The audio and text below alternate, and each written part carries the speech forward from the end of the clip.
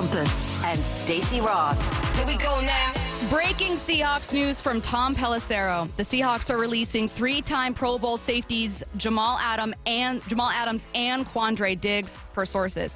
The move saves $27.5 million in cash and significant cap space for Seattle, which will look a lot different in the Mike Macdonald era. Once again, if you are just now joining us, breaking news from Tom Pelissero of NFL Network. The Seahawks are releasing Jamal Adams and Quandre Diggs. You know how we spent the first hour talking about one of the worst trades in NFL history? That is correct. Russell Wilson to the Denver Broncos. Yes.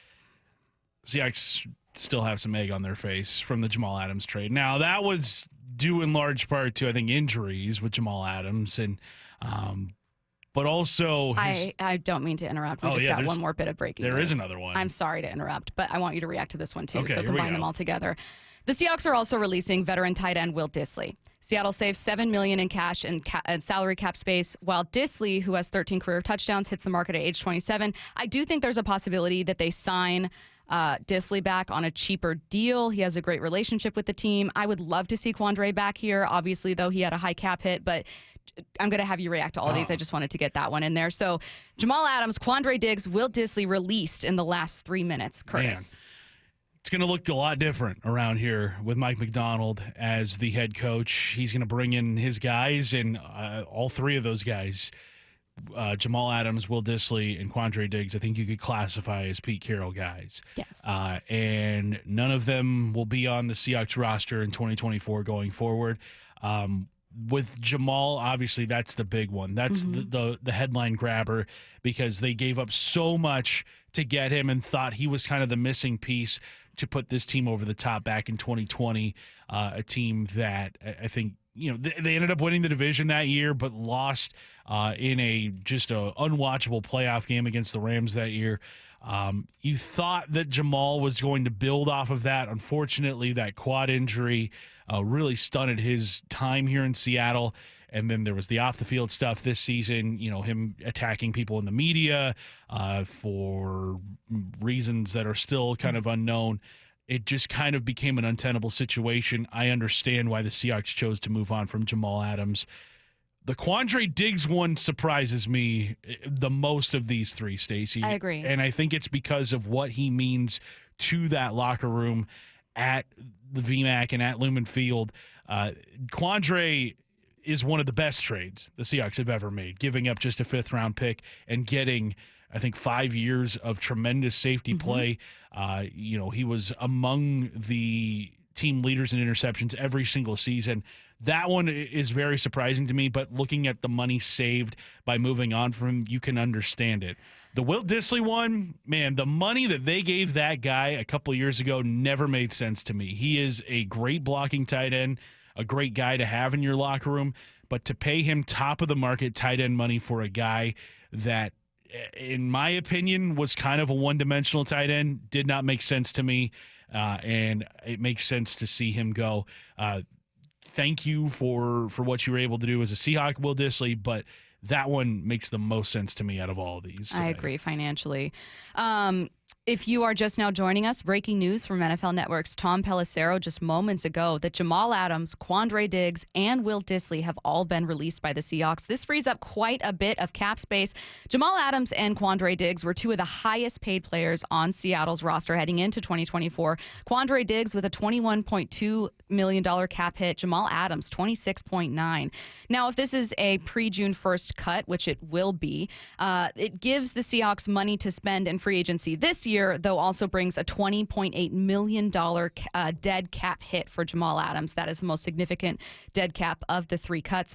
Quandre Diggs at around 10, so there's a notable cap savings there. And then Will Dissly, obviously, with some notable cap savings as well. I would love to see Quandre and Will here in Seattle. Will has bias because I'm a Husky. However, I don't think that he was their best tight end last year. I think he was a great blocking tight end, but he was their highest paid tight end and was not by any means like a premier pass catching tight end. It does leave a question about tight ends in general. Colby Parkinson and Noah Fant are set to become free agents. You don't have any on your in a week. roster. You have no rostered tight ends, no rostered off-ball linebackers, though linebacker isn't part of this conversation. And now you're also wondering who your starting safeties are going to be with Jarek Reed coming back from injury, only a second-year player. Obviously, you've still got guys on the roster who are just fine, but you were used to looking at a roster where you had a sure thing with Quandre Diggs. Now you've got Julian and who. So it'll be a really interesting offseason conversation. Talking about the Jamal Adams trade for just a minute, the most significant of these 3 roster releases, given what Seattle gave up in a trade, it feels silly to say that for the Broncos, giving up 2 first-round picks for Russell Wilson was a massive mistake when Seattle did the same for Jamal Adams. The reason that I have a little more grace for Seattle is because Jamal at the time was a first-team All-Pro who hadn't missed a lot of time with injury, who they would have had a shot at. He was 24 years old. 24 years old, a number 6 overall pick. They never would have had a shot at this guy. They needed the defense to be better, and also this is why. I critique the Mariners a lot for not taking big swings.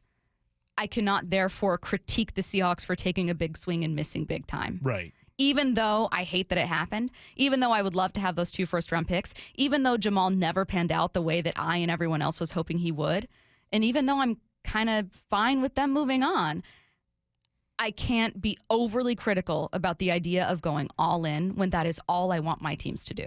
Right. And not only did they go all in with the trade, but they also doubled down on it and gave Jamal Adams the extension that then made him the highest paid safety in the NFL at the time. And at the time of the extension, I think everybody saw it as like, yeah, this makes sense. Like, why would you then cut somebody or let him walk in free agency after giving up 2 first-round picks? And coming off the year that he had in 2020, it did make sense to give him that extension because what you saw from him in his time out on the field, while not classic safety play where, he's getting, 5-6 interceptions, great in coverage, he still was effective. Led your team in sacks. Yeah, he had 9.5 sacks, set the NFL record for sacks from a defensive back that season. So he was effective in different ways, but then the injuries came. Then everything just kind of spiraled out of control for him, and it just became a situation where it was like, I don't see a path forward for either side. I mentioned it to you guys about a week ago where we were talking about, like, does the exploding NFL salary cap make it more feasible for some of these guys to return? I didn't see a world in which Jamal Adams could return. The cap could have gone up $50 to $100 million. It was not going to make sense to bring Jamal Adams back. It makes it easier to stomach the dead cap is what it does, much like it does for the Denver Broncos and Russell Wilson. The salary cap doesn't make you think, what if we hang on to Russ or what if we hang on to Jamal? It makes you think, I'm a little more comfortable letting go because it's time.